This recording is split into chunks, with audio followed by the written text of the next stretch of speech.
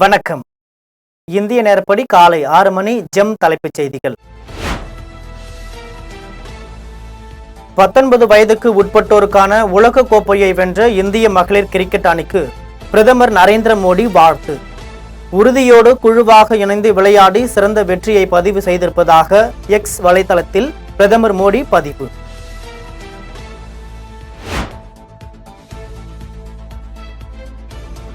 நேரு காலத்தில் ரூபாய் 12 லட்சத்திற்கு ரூபாய் 3 லட்சம் வரி, இந்திரா காந்தி ஆட்சியில் ரூபாய் 12 லட்சத்திற்கு 10 லட்சம் வரி என பிரதமர் மோடி குற்றச்சாட்டு.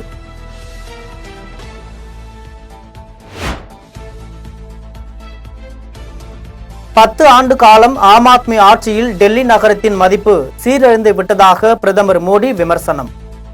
வளர்ச்சி பாதைக்கு இரட்டை என்ஜின் கொண்ட பாஜக அரசை மக்கள் கொண்டு வர வேண்டும் என்று பேச்சு.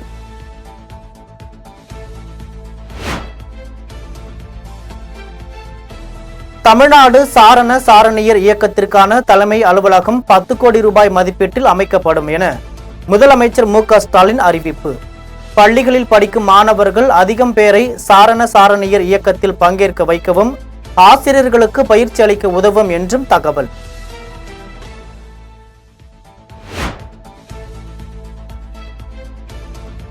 திருச்சியில் சிப்காட் வளாகத்தில் நடைபெற்ற பாரத சாரண சாரணியர் இயக்கத்தின் வரை விழா நிறைவு நிகழ்ச்சி.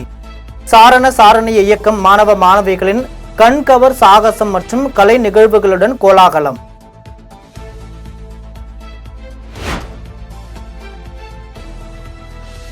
திருச்சி ஜங்ஷன் பேருந்து நிலையம் எதிரே கடந்த ஆண்டு திறக்கப்பட்ட மணிமண்டபங்கள் மற்றும் நூலகத்தில் முதலமைச்சர் ஸ்டாலின் திடீர் ஆய்வு. பாரத சாரண சாரணியர் வரைவு விழா மற்றும் கலைஞர் நூற்றாண்டு நிறைவு விழாவில் பங்கேற்க சென்றபோது ஆய்வு.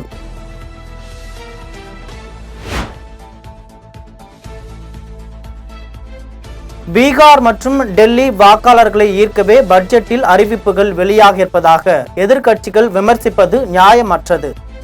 மக்களின் நலனுக்காகவே தாக்கல் செய்யப்பட்ட பட்ஜெட் என மத்திய நிதி அமைச்சர் நிர்மலா சீதாராமன் விளக்கம்.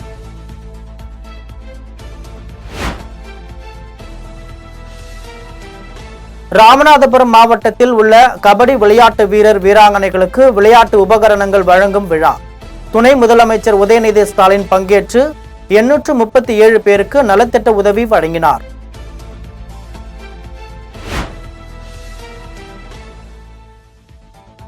"2026 தேர்தல் பிரச்சாரத்தை இங்கிருந்தே தொடங்குகிறேன்.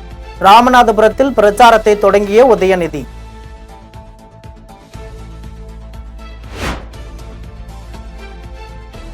தமிழக வெற்றி கழகத்தின் 2ஆம் ஆண்டு துவக்க விழா பனையூரில் உள்ள தலைமை அலுவலகத்தில் கொண்டாட்டம்.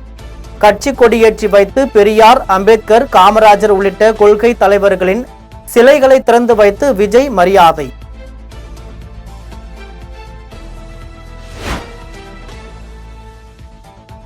அண்ணா பல்கலைக்கழக சம்பவத்தில் FIR லீக் ஆனது முழுக்க அரசின் தவறு எனும்போது அதனை பத்திரிகையாளர்கள் பக்கம் திசை திருப்ப முயல்வது கண்டிக்கத்தக்கது. யார் அந்த சார் என்ற கேள்விக்கு பதிலும் பாதிக்கப்பட்ட பெண்ணிற்கு நீதியும் கிடைக்க வழக்கு விசாரணையை உடனடியாக CBIக்கு மாற்ற எடப்பாடி பழனிசாமி வலியுறுத்தல்.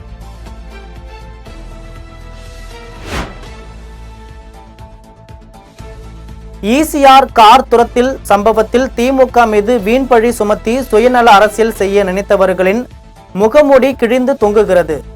வீரவேசமாக அறிவிக்கவிட்ட EPS மன்னிப்பு கேட்பாரா என அமைச்சர் ரகுபதி கேள்வி.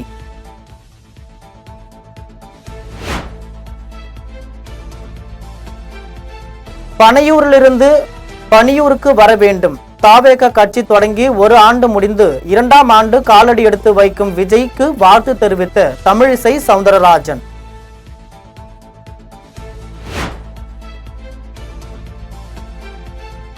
கேப்டன் விஜயகாந்த் புகைப்படத்துடன் கூடிய தேர் திமுக அலுவலகத்தில் நிறுவப்படும். தேமுதிக பொதுச் செயலாளர் பிரேமலதா அறிவிப்பு.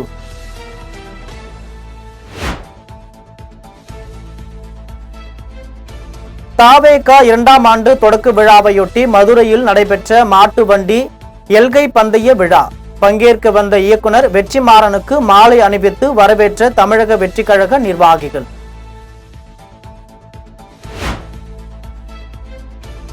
ஜல் ஜீவன் மிஷன் திட்டத்தால் சுதந்திரத்திற்கு பிறகு முதல் முறையாக சுத்தமான குடிநீரை பெற்ற சத்தீஸ்கர் மாநில கிராமம்.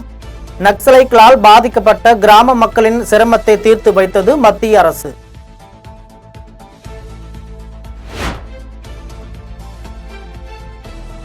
ஆயிரத்து 200 பெண்கள் தங்கும் வகையில் மேலும் 6 இடங்களில் தோழி மகளிர் விடுதி. 70 கோடி ரூபாய் செலவில் கட்டுமான பணிகளை மேற்கொள்ள டெண்டர் கோரியது தமிழ்நாடு அரசு.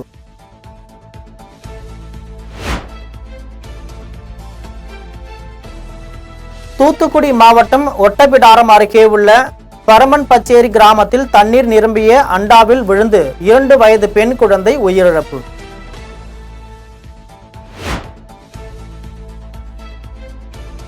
திருக்கோவிலூரிலிருந்து கிளாம்பாக்கம் வந்த அரசு பேருந்து மதுராந்தகம் அரப்பேடு அருகே ஓட்டுநரின் கவனக்குறைவால் முன்னால் சென்ற கார் மீது மோதி விபத்து. அரசு பேருந்துக்கு பின்னால் வந்த 5 கார்கள் ஒன்றன் பின் ஒன்றாக அடுத்தடுத்து மோதி விபத்துக்குள்ளான நிலையில் காரில் பயணித்தவர்கள் சிறு காயங்களுடன் உயிர் தப்பினர்.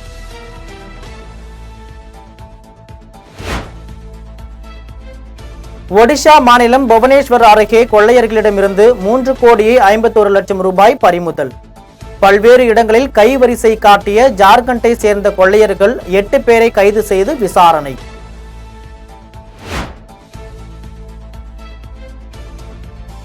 பிப்ரவரி 20ஆம் தேதி முதல் வேலை நிறுத்த போராட்டம். போக்குவரத்து தொழிற்சங்க கூட்டமைப்பினர் அறிவிப்பு.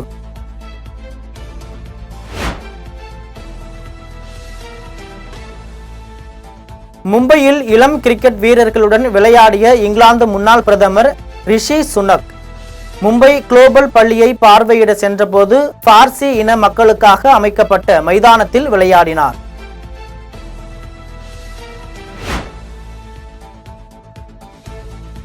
கனடா பொருட்களுக்கு ட்ரம்ப் விதித்துள்ள கூடுதல் வரியை எதிர்கொள்ள நாட்டு மக்கள் உள்நாட்டு பொருட்களை பயன்படுத்துமாறு கனடா பிரதமர் ஜஸ்டின் ரூடோ கோரிக்கை.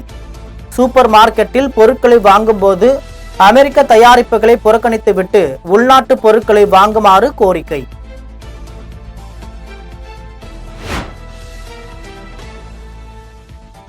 அமெரிக்காவில் 90% விமான போக்குவரத்து கட்டுப்பாடு மையங்களில் ஊழியர் பற்றாக்குறை நிலவுவதாக தகவல். சிவில் விமானமும் மிலிட்டரி ஹெலிகாப்டரும் மோதி 67 பேர் இறந்த நிலையில் நியூயார்க் டைம்ஸ் அதிர்ச்சி ரிப்போர்ட்.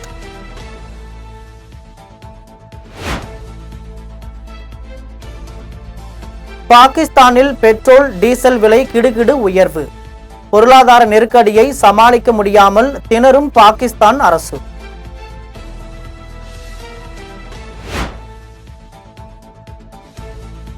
இங்கிலாந்து அணிக்கு எதிரான T20 தொடரில் 4-1 என்ற கணக்கில் வென்று சாம்பியன் பட்டத்தை கைப்பற்றியது இந்திய அணி.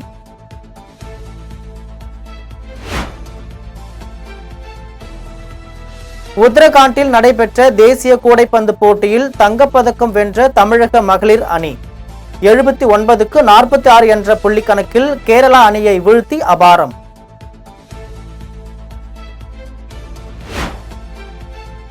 நேரு காமராஜர் ஐயா போன கார்காலம் இருக்கு. பழைய ரோல்ஸ் ராயல்ஸ் இருக்கே. விண்டேஜ் கார்களின் கண்காட்சியை பார்த்துவிட்டு பிரமித்து பேசிய நடிகர் அரவிந்த் சாமி.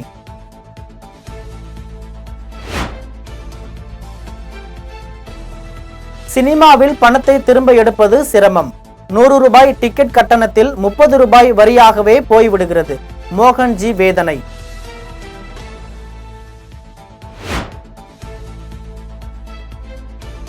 சேலம் மாவட்டம் வெள்ளையாளகுண்டம் கிராமத்தில் அமைந்துள்ள உலகிலேயே உயரமானதாக கருதப்படும் 45 அடி உயர நந்தி சிலைக்கு கும்பாபிஷேகம்.